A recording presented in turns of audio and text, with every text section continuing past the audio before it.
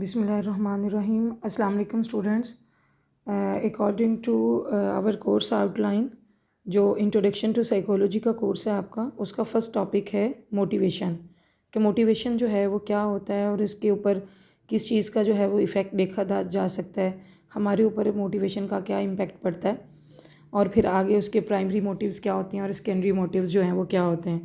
सबसे पहले तो हम ये चीज़ समझ लेते हैं कि मोटिवेशन होता क्या है। देखें, आपने कुछ चीज़ें ज़िंदगी में जो है ना वो ऑब्ज़र्व की होंगी कि कुछ स्टूडेंट्स होते हैं जो अपने ग्रेड्स को लेकर, अपनी स्टडीज़ को लेकर, किसी भी चीज़ को लेकर बहुत मोटिवेट होते हैं कि हमें बहुत ज़्यादा पढ़ना है, अच्छे ग्रेड्स लेने हैं, टेस्ट की तैयारी वो बड़े अच्छे तरीके से करेंगे, डेली का डेली जो है वो लेक्चर बड़े अच्छे तरीके से देखेंगे।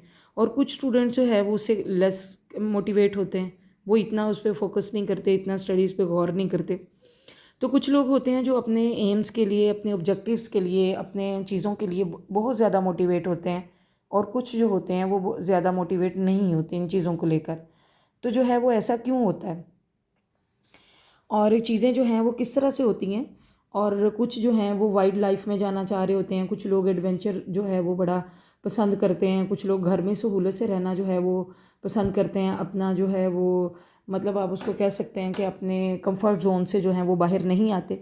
तो ऐसी चीज़ें क्यों होती हैं, लोग डिफरेंट क्यों होते हैं, डिफरेंट सोचते क्यों हैं, और उसके पीछे क्या चीज़ें जो हैं वो उनको इस तरह का फील करवा रही होती हैं।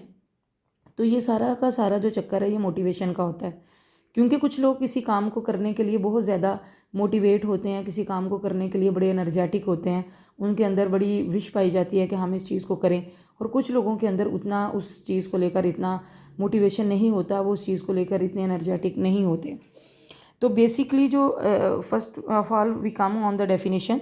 The word motivation comes from movere. Movere का क्या मतलब होता है? मूव कर जाना, वहाँ से चले जाना। और psychologist who study motivation focus on internal and external influence but might move a person.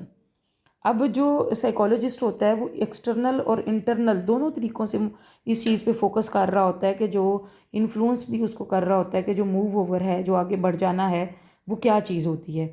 Motivation refers to influence that govern the initiation, direction, intensity and persistence of behaviour.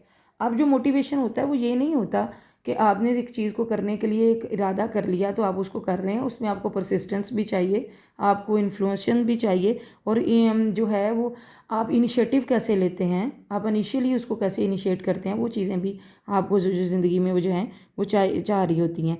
Motivation is the general term for the process of starting, directing, कि आप किसी चीज़ को, काम को start कैसे करते हैं, उसे डायरेक्ट कैसे करते हैं, कैसे देखते हैं कि अगर मैंने एक चीज़ का मोटिवेशन बना लिया, एक चीज़ का मोटिव मैं ये काम करना चाह रहा हूँ, तो फिर उसके लिए स्ट्रेटजी क्या अपनाते हैं।